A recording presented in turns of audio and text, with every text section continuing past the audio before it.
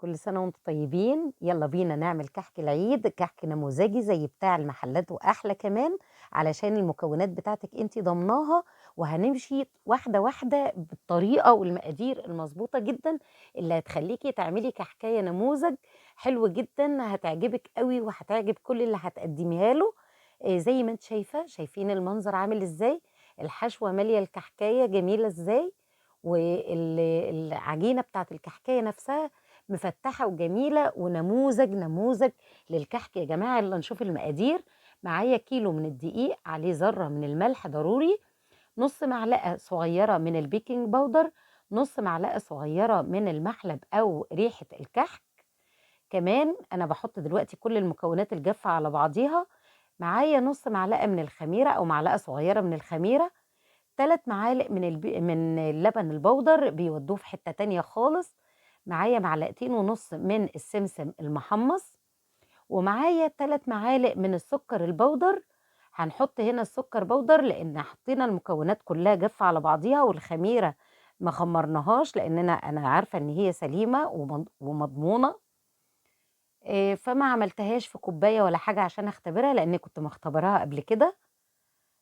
حطيت بقى كل المكونات الجافة، وحطيت على الكيلو الدقيق 650 جرام من السمنة المتسيحة، طبعا مقدوحة قبل كده، علشان كده أنا عجنتها على البارد دلوقتي. كل ما تعملي كمية صغيرة تعجنيها على البارد عادي، لكن لما تكوني عايزة تعملي كمية كبيرة اقدحي السمنة قوي علشان الكحكاية تعيش معاكي فترة أطول. هنفضل نبث في العجينة كده، لازم تفضلي تبثي فيه وتسيحي العجينة في ايديكي كده، وتدخلي كل الزبدة او السمنة في كل ذرة من ذرات الدقيق. شايفين بعد التدليك حوالي 8 او 10 دقايق. في بقى مكون حلو قوي سحري بيخلي طعم الكحكاية حلو قوي وريحتها تحفة، ريحة الموز. حطيت بقى ريحة الموز وقلبتها كويس مع العجينة. جينا نعجن بقى علشان نقفل العجينة بتاعتنا، حطيت نص كوباية من اللبن على نص كوباية من المية. ضروري المية بتساعد في نجاح أي عجينة، ما حطيناش لبن خالص. ما خليناش كل كمية الكوباية يعني لبن خالص، لا حطينا نصها لبن ونصها مية. هتلمي العجينة بإيديكي، مش هتعجني. الكحك ما بيتعجنش يا جماعة عشان ما يقلبش قرص ويروح في حتة تانية خالص. هنجرب بقى حتة من العجينة كده، لو لقيناها بعد ما عملناها كده زي ما انت شايفة بالظبط ما شققتش والجناب بتاعتها ما شققتش، يبقى العجينة بتاعتك مظبوطة جدا وانت ماشية على الخطوات تمام. هنسيب العجينة ترتاح بقى، ونجيب الملبن بتاعنا الحشوة بتاعتنا الجميلة، ونحط معلقة من السمنة المتسيحة أو أي سمنة عندك، ومعلقة من السمسم أو معلقتين من السمسم المتحمص برضو، وندلك الملبن كله مع بعضه كده ونعمله كرات صغيرة عشان واحنا بنقطع الكحك وبنحشيه يبقى سهل علينا ان احنا ناخد الكرة على طول كده ونعمل بيها الكحكاية بتاعتنا. خلصنا الكمية كلها في اقل من 10 دقايق، وبدأت بقى اجيب معلقة علشان اعمل مقدار كحكة كل المقاسات تبقى متساوية. زي ما انتم شايفين كده، عندك عين جمل، عندك اي مكسرات مش بتحبيه خالص باي حشوة مش لازم، بملبن بس كمان جميل بيبقى جميل.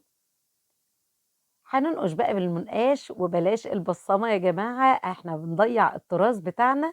المنقاش بيخلي شكل الكحكاية جميل جدا.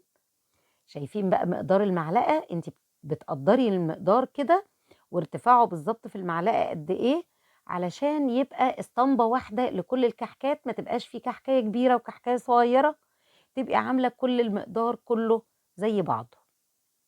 شكل العجينة يا جماعة شايفين عامل ازاي، حلوة قوي وكانت سهلة في النقش بالرغم من ان الكحكاية ناعمة، لكن ما كانتش بتمسك في المنقاش علشان احنا عجنينها صح. هتفضلي تكوري كده وتعملي الكمية بتاعتك. الكيلو يا جماعة بيخلص بسرعة جدا، اعملوا كيلو على قدكم، بلاش إسراف كتير. احنا بنعمل بس علشان إحياء العادات والتقاليد بتاعتنا والموروثات الجميلة اللي احنا وارثينها عن أهالينا. في نفس الوقت ما نبقاش مجهدين أوي، والكحك كمان أكله كتير ما بيبقاش صحّي.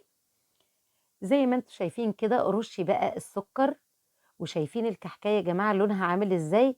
هتحطيه في فرن على درجة حرارة 180، وما تطوّليش عليه أوي، ويا دوب تاخد لون من تحت خلاص، ما تهتميش إن من فوق تبقى الكحكاية محمرة أو لونها أحمر أو الكلام ده كله، عشان ما تفقدش الدسم اللي فيها. واو! شايفين بقى المنظر؟ طالع تحفة جدًا ما شاء الله. جرّبوا الطريقة ديّة والمقادير دي بالضبط كده، هتطلع نموذج لكحكاية حلوة جدًا. آآ أنتِ عاملاها في بيتِك أحلى من أكبر المحلات. لو عجبتكم بقى وصفتنا، اعملوا لنا لايك وشير وسبسكرايب على قناتنا على اليوتيوب، وكل سنة وأنتم طيبين، عيد سعيد عليكم يا رب.